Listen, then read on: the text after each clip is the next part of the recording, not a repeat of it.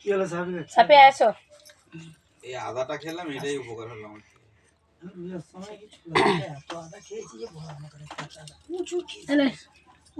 পুরো মাসে ছিলি মসজিদের রাখিস তো 1 মাস, সে খবর হয়ে গেছে। কি করে জানো বলতো? তাই চলে প্রথম বছর পুরো 1 মাস মসজিদে গেছে। কে বলছি ঘরে তোদের? আমাদের ঘরে নয়, তা আমরা থাকলে তো বলছি প্রথম বছর মসজিদে সময় দিল, নামাজ বিজা করেছে। ভালো তো, এবার তো করতেই হবে, বয়স হচ্ছে না।